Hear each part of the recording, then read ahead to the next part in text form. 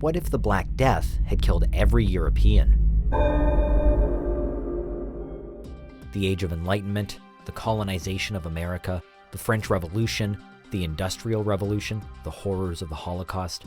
There's no question that Europe and Europeans have played a vital role in shaping the world as we know it. But at one time, the continent faced one of the worst pandemics in history, which raises an interesting question. What if the Black Death had killed every European? Are you a fiend for facts? Are you constantly curious?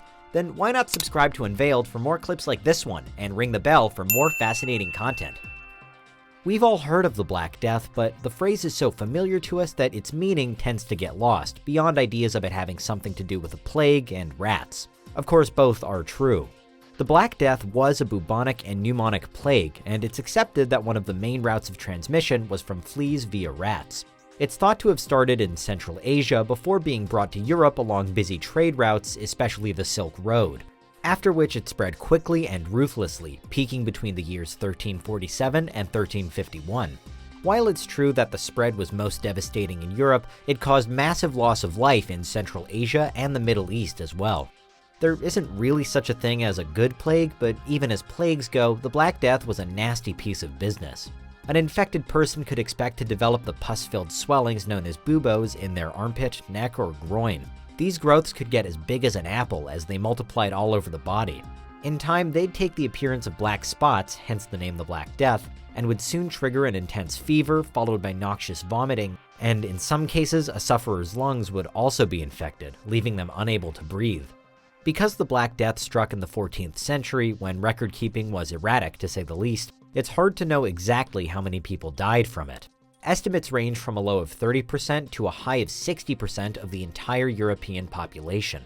Some places were hit harder than others, like in Italy, where as many as 80% of the population died, while others were less affected, like Poland, which appears to have been barely touched by it. Generally, urban areas were more impacted than rural ones.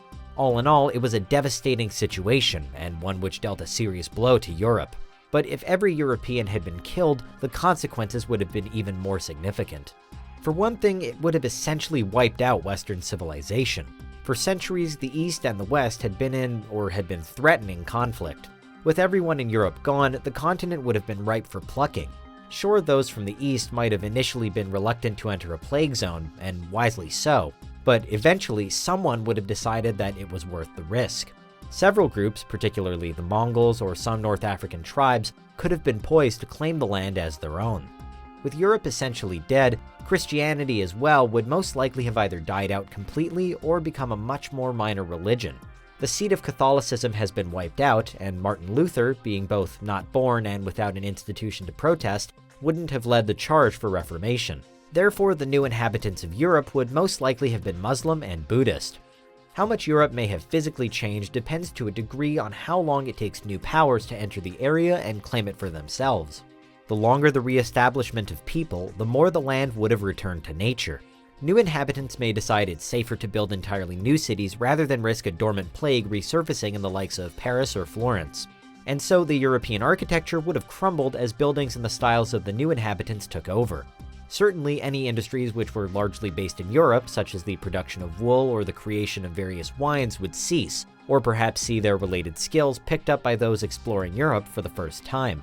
Beyond industry, the entire history of the world is likely to have been changed immeasurably if Europe had just been wiped out. For one thing, with no Columbus or Queen Isabella, the opening up of America and its subsequent colonization would have occurred at a later date, possibly much later, and under different circumstances. With that in mind, the First Nations and indigenous peoples of North America may have retained control of the Americas, or whatever the continents would have come to be called. With this change in history, there may not have been a massive importation of slaves, or it may have occurred at a later date, again under different circumstances. Alternatively, of course, the wars between indigenous peoples and colonizers might have been even more brutal, causing even greater death.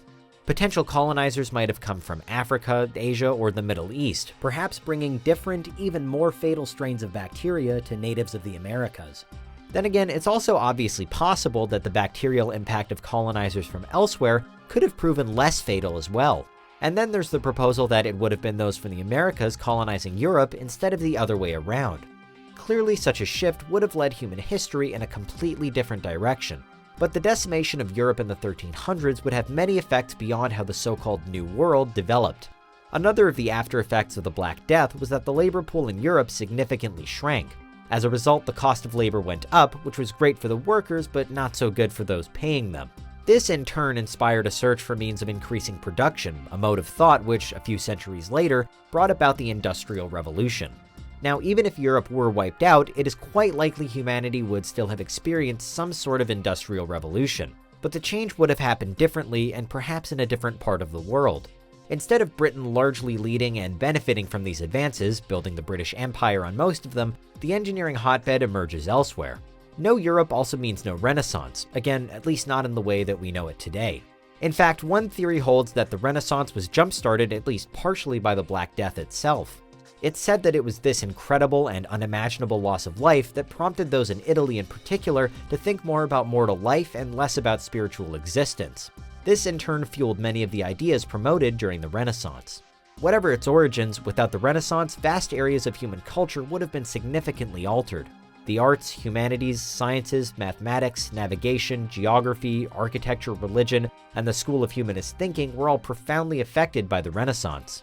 Michelangelo's creations for the Sistine Chapel, Leonardo's Mona Lisa, the plays of William Shakespeare, Galileo's advances in science, St. Paul's Cathedral, all of these and many more were products of the period. Speaking of societal change, if Britain hadn't colonized America, there'd have been no American Revolution either, and without France, no French Revolution. So how would that have affected the development of democratic society as it's currently known?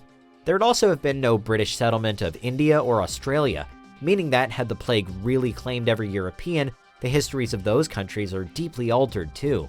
The Age of Enlightenment was also centered in Europe. The principles developed during this period had huge ramifications for such ideas as the separation of church and state, tolerance, and constitutional government. It's a movement that marks another turning point in time, and without it, society could have played out very differently. Clearly, there are many developments in European history that the world would have been better off without as well. Adolf Hitler and Nazism developed in Europe, as did fascism and Mussolini. Both World War I and II were also Eurocentric. Few would hold up France's reign of terror as something to be celebrated. And while Arabian slave trading existed independently of Europe, the European and American involvement in slavery is a distinct low point in human history. It's clear that if the Black Death had killed every European, the world today would be a very different place. True, it's fairly certain that many technological advances would still have occurred. Someone other than Johannes Gutenberg would have invented something very similar to the printing press eventually, if not at the same time or in the same way, for example. But many of the changes could have been so profound as to have created a world that those of us alive today would find unrecognizable. Would that world have been a better one or worse? That's impossible to know, but intriguing to speculate over.